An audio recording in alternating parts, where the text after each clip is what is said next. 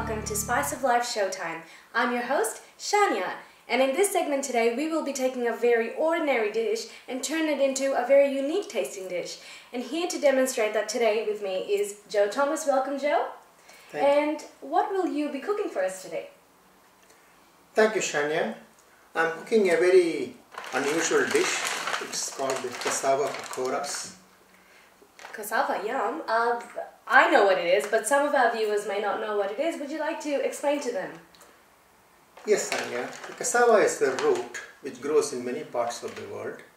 It's the third largest carbohydrate contents food after rice and maize. It's cooked in different way in different parts of the world. In Africa, they pound it and make a bread called fufu. In Indonesia, they fry it. In Philippines, they make cake out of it. And in southern part of India, they mash it and eat it with fish curry, which is considered to be a delicacy. Nice. And in Fiji, we mainly consume it just boiled. But ever since coming into Fiji, the Indians brought with them their own spices and recipes, and so now we can enjoy different types of cassava fried with spices and all that. But today, Joe, you will be demonstrating your very own unique and secret recipe. So over to you. Thank you, Shania. I made it very simple, so I have got only few elements. I got cassava, which in the natural form comes like this, but to simplify it, I have bought it from a frozen shop and it is already cut in small pieces. In addition, I require half a slice of onions, a little bit of paste of spices and a binding powder. So I start cooking my cassava by first grinding it. This is the cassava which is already thawed and ready for grinding. How do you do?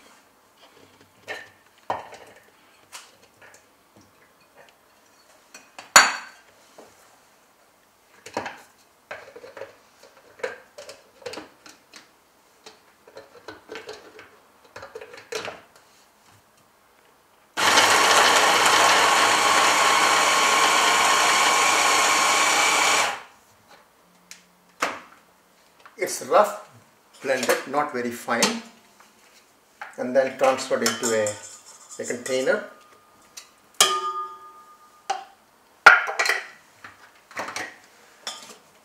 I will now take half an onion and using a peeler will make very fine slicing of the onions.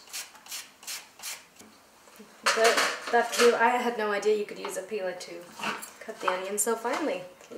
Yeah, it helps to blend it with the ground cassava, and after using the peeler, it has to be further cut into small pieces so that it is more or less the same size as that of the cassava.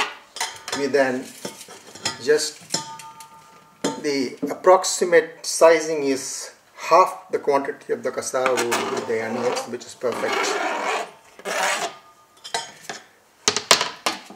It's always good to use fresh spices like mint, coriander, chilies, lime. But in order to make things much simpler, I have bought the pani puri paste, which actually is a blend of all this. So I put 2 tablespoons of pani puri paste. And where can we buy the pani puri paste? Yes, I think I must say this, that Liverpool residents are very lucky that we have one of the biggest spice shop in Liverpool, which is Udaya Spices. The cassava as well as the pani puri paste has been bought from Udaya Spices, which is on George Street. Continue. I now have to put a hygienic practice of washing my hand, and then I mix them together so that the cassava, the onions and the pani puri paste are blended together.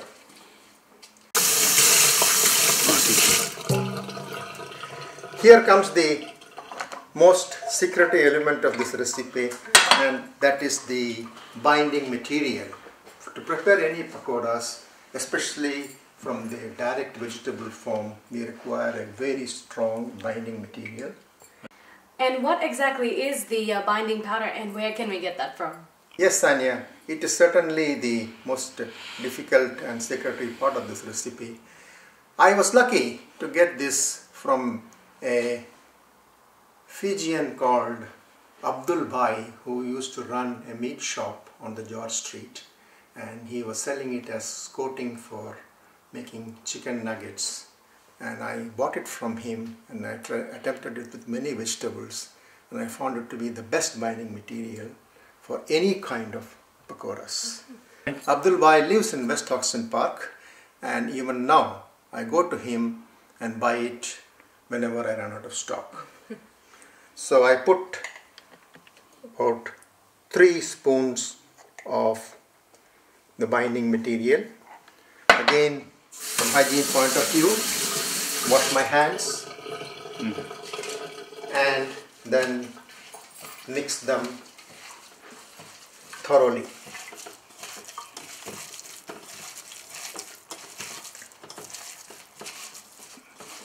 It already smells so good.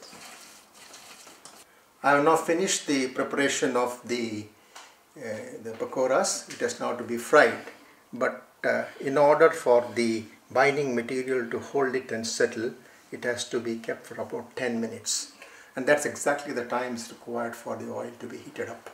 So I shall be heating up the oil, and in the meantime the pakoras will be settling with the new binding material.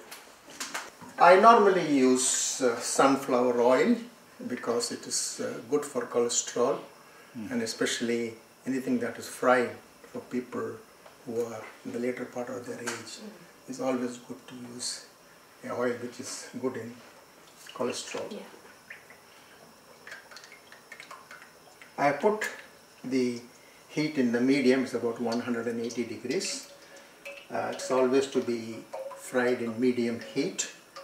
So it takes 10 minutes for the pakoras to settle. Yeah. It takes almost the same time for the oil to heat, and the frying time is also about 10 minutes. So the team will have a short break and come back and see how the pakoras are being fried. So, Joe, are we ready to start frying your cassava pakora? yes, Shania, it's now 10 minutes. So again, from hygienic point of view, I'll clean my hands.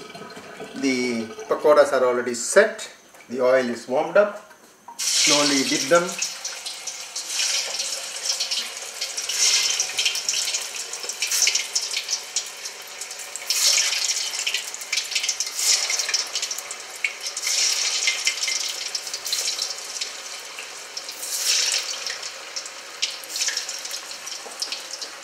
And how long do we have to wait for them to be cooked? It's about 10 minutes when the outer shell becomes golden brown. Yeah. Joe, I noticed that you're cooking on very low heat. What's the reason for that? Sanya, it is not exactly low, but it's medium heat, about 180 degrees centigrade. And the reason is because the cassava in the round form has to be uniformly cooked from outside to the center, and that way it will. So is this another secret to your wonderful cassava pakora? I would say that any pakoras when you fry, it's always good to use medium heat, because the outer skin gets the maximum temperature and that gets cooked very fast. But if the temperature is medium, then there's most chance of the uniform cooking.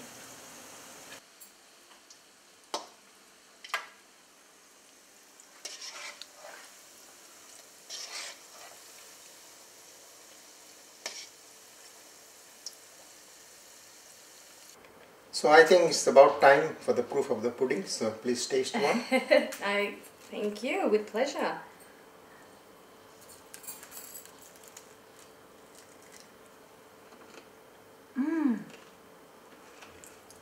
This is delicious. This is so good. I can taste the cassava in it, and as well as the paste and the secret ingredient, of course. It all comes together very well. It's a flavor explosion. Thank you. Well, Joe, I guess your secret's out now, as we have shown this to all our viewers. Thank you, Shania.